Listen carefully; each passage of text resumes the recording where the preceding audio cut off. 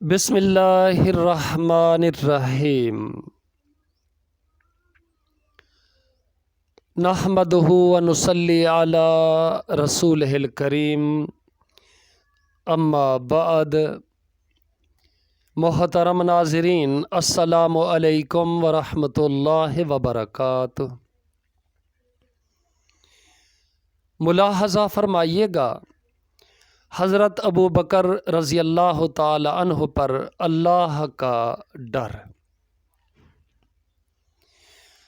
حضرت ابو بکر صدیق رضی اللہ تعالی عنہ، جو باجماع اہل سنت انبیاء علیہم السلام کے علاوہ تمام دنیا کے آدمیوں سے افضل ہیں، اور ان کا جنتی ہونا یقینی ہے کہ خود حضور اقدس صلی اللہ علیہ وسلم نے ان کو جنتی ہونے کی بشارت دی، بلکہ جنتیوں کی ایک جماعت کا سردار بتایا، اور جنت کے سب دروازوں سے ان کی پکار اور بلاوے کی خوشخبری دی، اور یہ بھی فرمایا کہ میری امت میں سب سے پہلے ابو بکر جنت میں داخل ہوں گے۔ اس سب کے باوجود فرمایا کرتے کہ کاش میں کوئی درخت ہوتا جو کاٹ دیا جاتا، کبھی فرماتے کاش میں کوئی گھاس ہوتا کہ جانور اس کو کھا لیتے، کبھی فرماتے کاش میں کسی مومن کے بدن کا بال ہوتا۔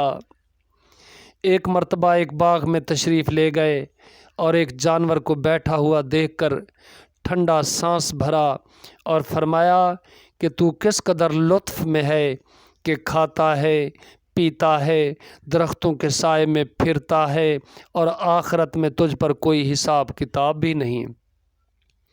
کاش ابو بکر بھی تجھ جیسا ہوتا۔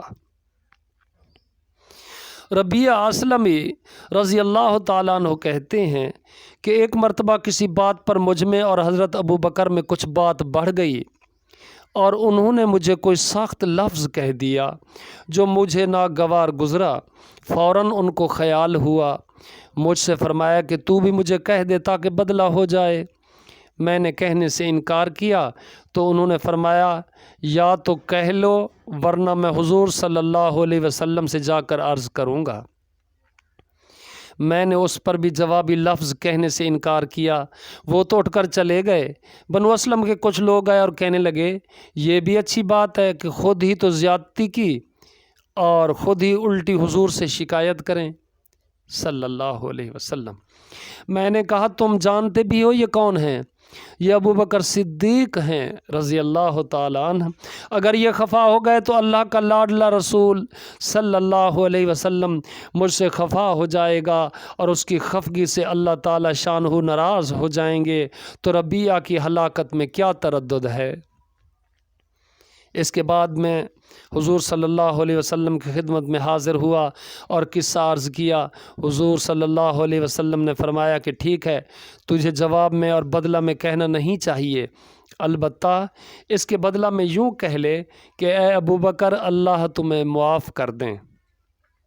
فائدہ میں لکھتے ہیں اللہ کا خوف ایک معمولی سے کلمہ میں حضرت ابو بکر صدیق رضی اللہ تعالی عنہ کو بدلہ کا اس قدر فکر اور اہتمام ہوا کہ اول خود درخواست کی اور پھر حضور صلی اللہ علیہ وسلم کے واسطے سے اس کا ارادہ فرمایا کہ ربیعہ رضی اللہ تعالی عنہ بدلہ لے لیں۔ آج ہم سینکڑوں باتیں ایک دوسرے کو کہہ دیتے ہیں، اس کا خیال بھی نہیں ہوتا کہ اس کا آخرت میں بدلہ بھی لیا جائے گا یا حساب کتاب بھی ہوگا۔ اللہ پاک ہمیں ان بزرگوں کے نقش قدم پر چلنے کی توفیق اور سعادت بخشے، ہماری غلطیوں کو معاف فرمائے، اور ہمیں سیدھے یعنی صراط مستقیم پر چلنے کی توفیق دے۔ اجازت دیجیے گا۔ گڈ لک اینڈ اللہ حافظ۔ السلام علیکم ورحمۃ اللہ وبرکاتہ۔